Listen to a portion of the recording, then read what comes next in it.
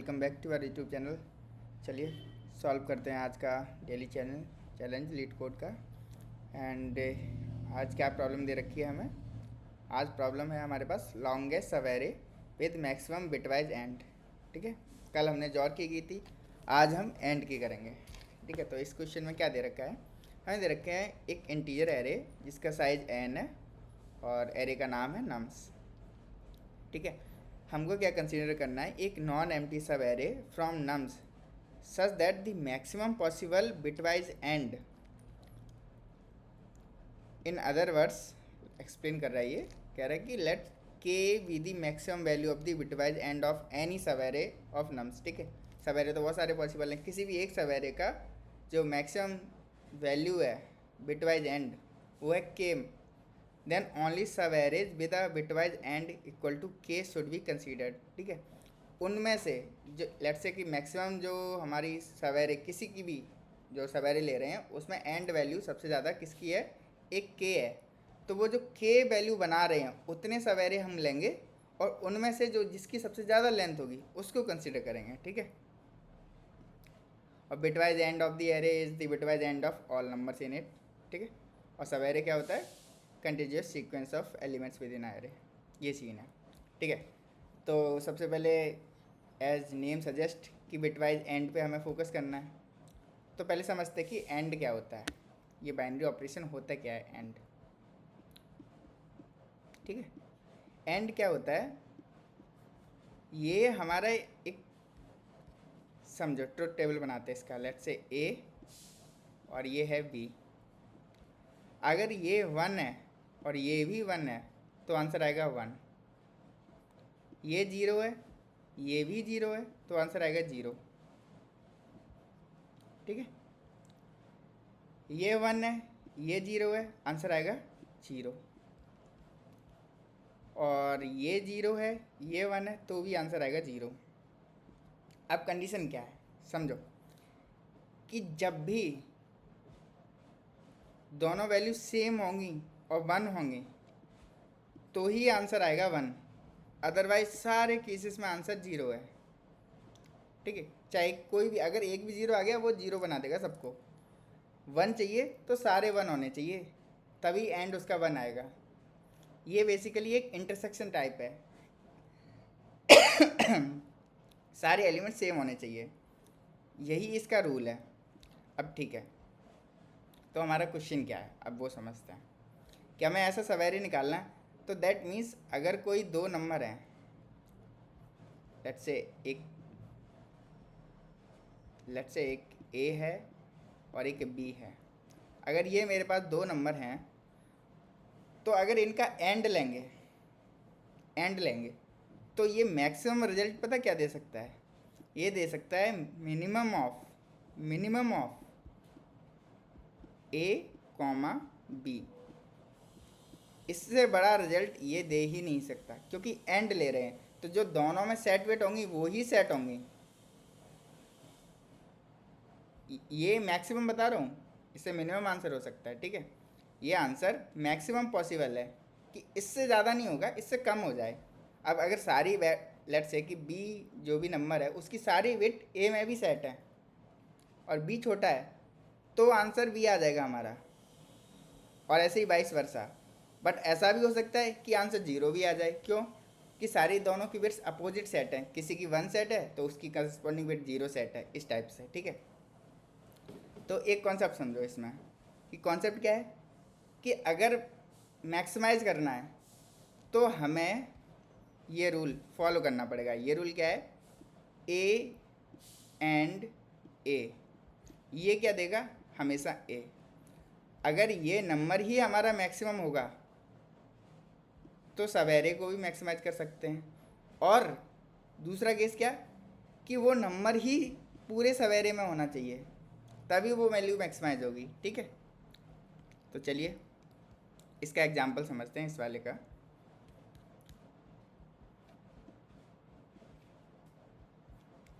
Okay, ठीक है, तो हमारे पास क्या था, 1 दे रखा, 2 दे रखा, 3 दे रखा, 2 और 2। अगर तुम इसका और इसका बिटवाइज एंड निकालो, सारे एलिमेंट्स का ले लो। मैक्सिमम क्या आएगा? ये 1, इससे ज़्यादा नहीं आएगा। और अगर इन रियलिटी तुम निकालोगे तो इसका बिटवाइज एंड आएगा सारे एलिमेंट्स का 0, जो कि हमारी मैक्सिमम वैल्यू तो नहीं है, हमें मैक्सिमम वैल्यू चाहिए। ठीक है, तो मैक्सिमम वैल्यू क्या आ सकती है? अगर खाली इसको लें तो 2 आ जाएगा, इन दोनों को कंसिडर करें तो 2 आ जाएगा, सॉरी 3 आ जाएगा, और इन दोनों को कंसिडर करें तो हमारे पास 2 आ जाएगी। अब मैक्सिमम बिटवाइज एंड किसकी आ रही है, किस सवेरे की? इसकी, इस पर्टिकुलर की आ रही है, और इस पर्टिकुलर की आ रही है, तो आंसर क्या होगा हमारा? 2, क्योंकि इसकी लेंथ तो 2 ही है। अब इसमें कॉन्सेप्ट क्या है कि सबसे जो बड़ा एलिमेंट है एरे में वो तो कंसीडर होगा ही। अब जितनी उसकी करस्पॉन्डिंग कॉन्जुगेटिव फ्रिक्वेंसी है ना, वही हमारा आंसर है। जैसे 3 हमारा बड़ा नंबर था इस एरे में सबसे, तो यहाँ पे कॉन्जुगेटिव फ्रिक्वेंसी कितनी है? 2, तो 2 हमारा आंसर है। अब नेक्स्ट एग्जांपल देखें, तो सबसे बड़ा नंबर क्या है? 4, बट इसकी फ्रिक्वेंसी कितनी है? सिर्फ 1, तो इसलिए इसका आंसर 1 है। तो एक एग्जांपल और ट्राई करते हैं, ठीक है। एक नया एग्जांपल लेते हैं जिसमें वैल्यू रखते हैं हम 1 2 2 2 3 3 3 4 5 6 6 6 एंड 7, ठीक है। ये सारे नंबर्स हैं हमारे पास। अगर हम इसमें देखें तो सबसे बड़ा नंबर कौन सा है हमारे पास? 7, तो इसका आंसर हमारे पास 1 आएगा, क्योंकि उसकी कॉन्जुगेटिव फ्रिक्वेंसी 1 ही है। और लेट से कि ये नहीं होता नंबर, अगर 7 नहीं होता तो आंसर क्या होता? अब सबसे बड़ा नंबर कौन सा हमारे पास? 6, 6 कॉन्जुगेटिव कितनी बार आ रहा है? 3 बार, तो आंसर हमारा होगा 3। अब एक और एग्जांपल लेते हैं, उसको समझते हैं, ठीक है। इसी को एक्सटेंड करेंगे हम। इसमें एक नया केस डालते हैं, बीच में डाला हमने 7, और उसके बाद फिर से डाला 6 6 6 6। अब अगर तुम फ्रिक्वेंसी देखोगे तो इसकी है 7, 6 नंबर की फ्रिक्वेंसी है 7, बट कॉन्जुगेटिव कितनी है? इसकी है 3, और इसकी तरफ से आ रहा 4, तो हमें आंसर को मैक्सिमम लेना है। अब मैक्सिमम कौन है? ये 4, तो हमारा 4 आंसर होगा। इस तरीके से हमें चेक करना है। तो हमारे सॉल्यूशन को अप्रोच कैसे करेंगे? स्टार्टिंग में कोई वैल्यू लेंगे हम, लेट से प्रीवियस ले लिया, और लेट से मैक्स वैल्यू एक रखते हैं, ठीक है। लेट से मैक्स वैल्यू रखते हैं m, और ये इनिशियली हमारी 0 है। तो जब हम एरे में इटरेट करेंगे तो किसी भी पॉइंट पे अगर वैल्यू बड़ी आ गई इस करंट मैक्सिमम से, मतलब जो पहले मैक्सिमम आया था उससे अगर बड़ी आ गई जो करंट वैल्यू है, तो हम क्या करेंगे? लूप में इटरेट करना स्टार्ट करेंगे, और तब तक इटरेट करेंगे जब तक वो वैल्यू सेम आ रही है, जब तक वो कॉन्जुगेटिव चल रही है, रिपीटिशन हो रहा, तो हम उसमें प्रोसीड करते जाएंगे। और जहाँ पे एंड होगा वहीं पे हम अपना आंसर अपडेट कर देंगे। अब आंसर अपडेट करने के 2 तरीके हैं कि, ठीक है, जो करंट नंबर है हमारा, अगर ये करंट इस m से बड़ा है तो मतलब जो भी आया है वही आंसर होगा, क्योंकि मैक्स बिटवाइज एंड तो उसी नंबर का होगा ना। तो जो भी काउंट आया था इसके बीच में इटरेट करते टाइम, वही हमारा आंसर हो जाएगा, वो काउंट। अदरवाइज अगर ये 2 तरीके से अपडेट होगा ये my bad, this is answer, ये हमारा आंसर है, ठीक है। और अगर करंट इक्वल टू m हुआ, मैक्सिमम नंबर के बराबर हुआ, दैट मीन्स वो कभी पहले भी आ चुका है और फिर से एक बार आया है। तो अब क्या करेंगे? जो कॉन्जुगेटिव फ्रिक्वेंसी मैक्स है, ये वाला केस, ये वाला 4 और 3, 3 तो पहले से ही था आंसर में, अब लेंगे आंसर में maximum value, maximum of what? Current and count, maximum of answer comma count, ये आएगी हमारी, ये आंसर होगा। ऐसे अपडेट करेंगे, ठीक है। और ये काउंट कैसे हम कैलकुलेट करेंगे? किसी पॉइंट पे हम स्टार्ट करेंगे i, और एक दूसरा पॉइंट होगा j, तो j राइट साइड में, i लेफ्ट साइड में, तो काउंट की वैल्यू क्या होगी? j - i +1। ये काउंट की वैल्यू होगी, ठीक है। तो चलिए इसका एक बार इम्प्लीमेंटेशन देखते हैं और समझते हैं कि कैसे प्रोसीड कर रहे हैं हम। और अगर इसकी टाइम कॉम्प्लेक्सिटी की बात करें तो वहीं कोड के साथ टाइम कॉम्प्लेक्सिटी भी देखेंगे इसकी, ठीक है। तो सबसे पहले हमें साइज़ लेना है n, एक आंसर वेरिएबल लेना है और एक मैक्स लेना है, ठीक है। मैक्स वैल्यू जो कि ट्रैक करेगा कि अभी मेरी करंट में मैक्सिमम वैल्यू क्या है, और i एंड j ये इटरेट करने के हेल्प आएंगे, और काउंट कैलकुलेट, ठीक है।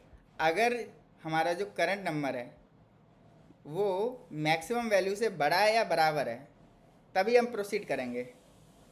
और दो तरीके से चेक करेंगे, बड़ा होगा तो डायरेक्ट जो भी काउंट आएगा वो लेना पड़ेगा हमें, और नहीं तो जो फिर अगर पहले से ऑलरेडी आ चुका है कोई मैक्सिमम नंबर तो उसकी फ्रिक्वेंसी को लेंगे, कंसिडर करेंगे, ठीक है। तो ठीक है, एक वाइल लूप में इटरेट करेंगे जब तक n तक है और nums of j nums of i के बराबर है, जो भी इनिशियल नंबर है, ताकि वो कॉन्जुगेटिव सीक्वेंस का पता चल सके कि सेम नंबर आ रहा।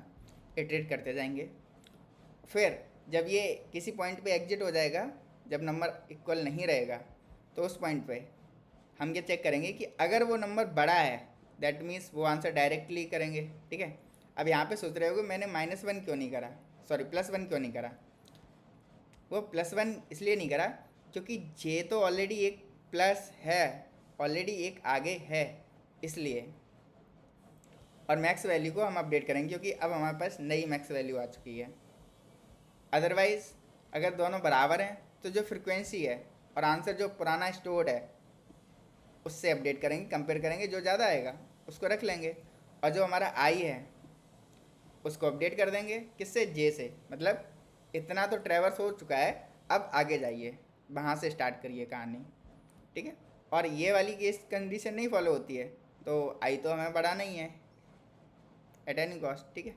और लास्ट में आंसर रिटर्न करना है। तो इसकी टाइम कॉम्प्लेक्सिटी और स्पेस कॉम्प्लेक्सिटी की बात कर लेते हैं। तो अगर टाइम कॉम्प्लेक्सिटी की बात करते हैं तो इसमें ऐसा तो कुछ है नहीं कोड में जो हम यूज कर रहे हैं, ऐसा कुछ भी नहीं है जो हम स्पेस के लिए यूज कर रहे हैं। तो स्पेस कॉम्प्लेक्सिटी तो इसकी स्ट्रेट फॉरवर्ड O(1) हो गई, है ना, क्योंकि सारे वेरिएबल्स हैं, पॉइंटर्स। और टाइम कॉम्प्लेक्सिटी की बात करें, इसकी है O(n). देखने में ऐसा लग रहा होगा कि हम दो वाइल लूप लगा रहे तो शायद n² होगी, क्योंकि i<n भी है, j<n भी है। बट अगर आप ध्यान से देखोगे तो i कहाँ तक जा रहा,